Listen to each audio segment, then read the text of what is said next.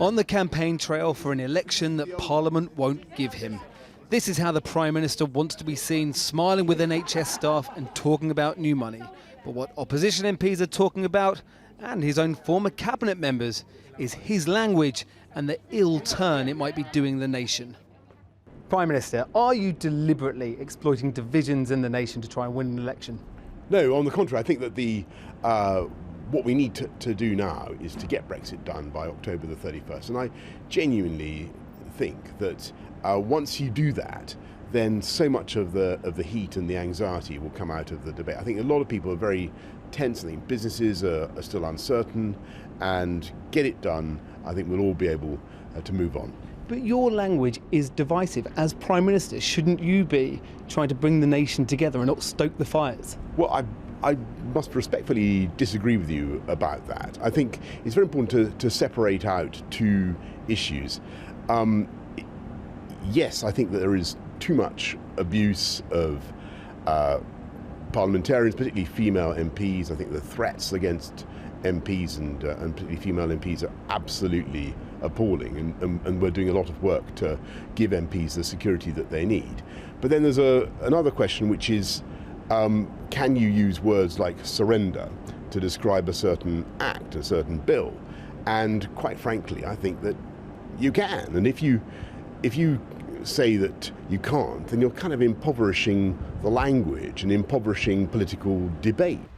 But here's one person who disagrees. 3 weeks ago, Amber Rudd was in his cabinet. I've said what I'm going to say.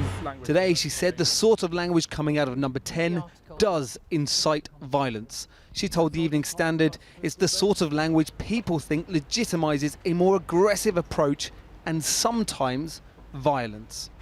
Comments about death threats. Anger towards politicians isn't surprising, says Dominic Cummings. Good morning. Good morning. Why are you blaming? Last night, the government advisor said MPs had spent 3 years, quote, swerving all over the shop. But this is a walk in the park compared to the referendum.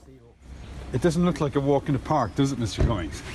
A walk in the park? Yeah. Who said it would be a walk in the park? You said it last night at the book launch. No. This text has been the lightning rod for much of the anger in Parliament this week. Called the Withdrawal No. 2 Act, known as the Ben Act, dubbed the Surrender Bill by Downing Street. It's meant to block no-deal Brexit, but former Prime Minister John Major thinks plans are afoot to get round it. Yes or no, Prime Minister, are you looking for ways, possibly in order of council, to delay or get round the Ben Act? No, I must say that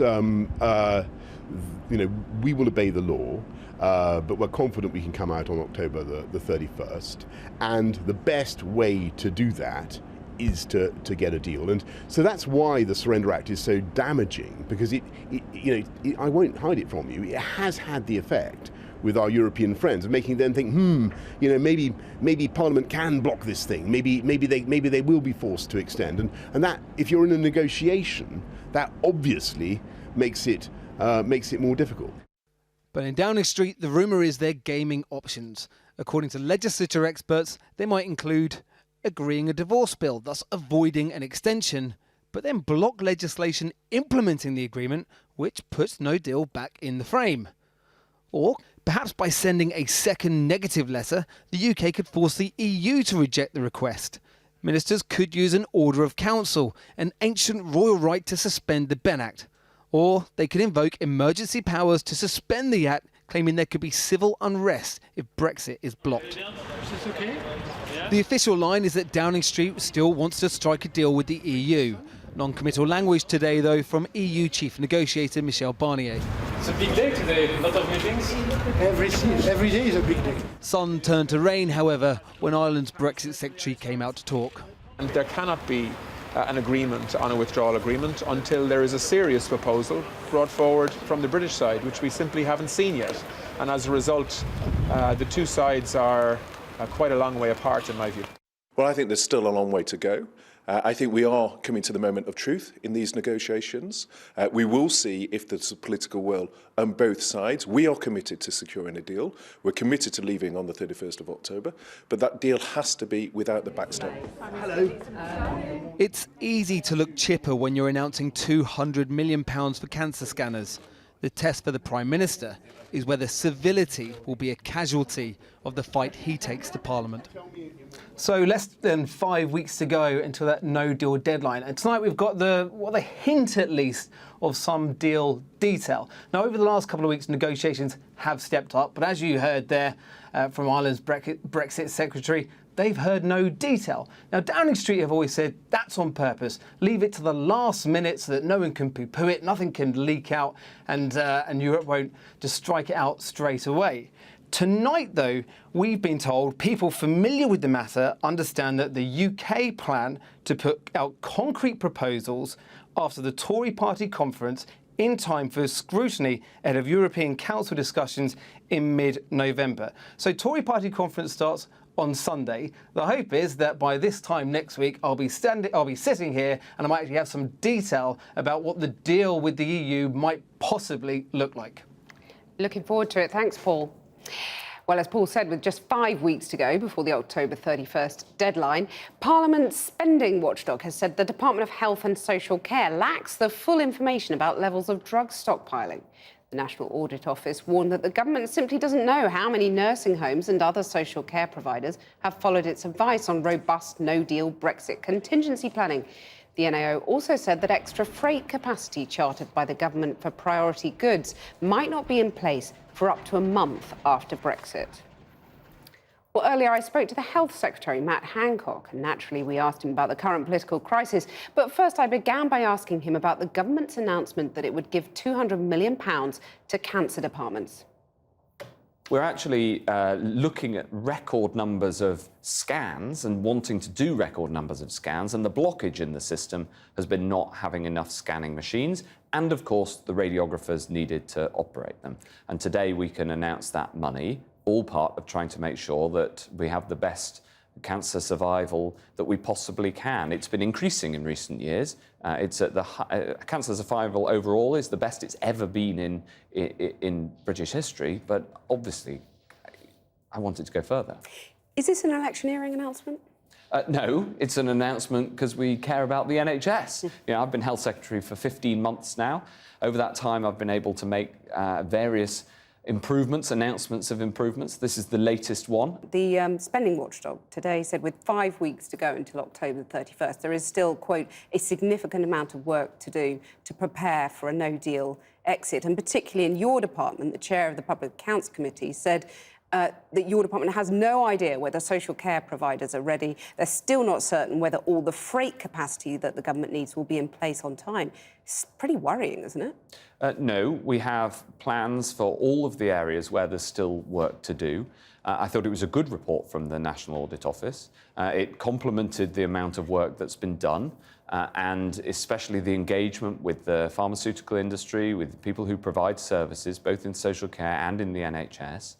There's a huge amount of work that has been done. Of course, with 5 weeks to go, there's still more work that does need to be completed. But you're going to be ready completed. Yes, we to have, leave without a deal? Yes, if necessary. Can you give an absolute guarantee that no one will die because of a no-deal Brexit?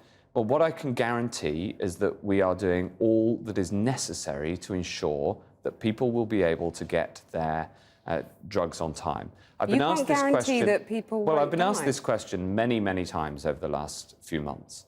And the reason that I put it that way is because in the health service, 1.4 million people, it's a huge organisation. Health is a risky area. We do so is no our deal very really best. worth it then? That risk, taking that risk. No, because our plans are in place. We have full plans in place to ensure that there is the unhindered supply of medicines. I mean, obviously, you hope to get a deal. You hope the Prime Minister will get a deal. It's being reported tonight that the outlines of such a deal will be put to the European Union after the Conservative Party conference. Why not now? The discussions that the Prime Minister is having with his opposite numbers in capitals around Europe and, of course, with the Commission, with the technical negotiations that are ongoing. Steve Barclay was in Brussels today, more technical work. We've got to make sure that that work is done right so that we can find the agreement for a deal. But let's just step back a sec, OK? A few months ago, whenever anybody said we need a different withdrawal agreement because this one's been chucked out by the Commons 3 times, the response to that was, you'll never get them to reopen it. When I was running to be Prime Minister, I said we needed to change the withdrawal agreement. And I had people having a go at me saying, it'll never happen. Well, nobody's saying that now. So a deal's more likely than no deal, is it now, in your view? Well, I think there is a rising chance of a deal. We're speaking at the end of a very torrid week in Parliament where your prorogation, or unlawful prorogation, was overturned and MPs returned. Some appalling scenes in the Commons. Amber Rudd, your former cabinet colleague, said that the Prime Minister was inciting violence. Is she right? I don't think she's right on this one. And the reason is that the language that's been used in politics over the last few years has undoubtedly got more aggressive, and I don't really like that tone. I always try to use a reasonable tone, and I think that politics should be about finding solutions and bringing people together. One of the big issues that people are complaining about is the description of the Act of Parliament passed by a couple of weeks ago, Hilary Benn. The Hilary Benn Act, that says that that essentially removes a load of negotiating power from the government, and it surrenders that negotiating power. So it is just a matter of fact that that bill surrenders that negotiating power. Of course it's okay to call it a surrender act.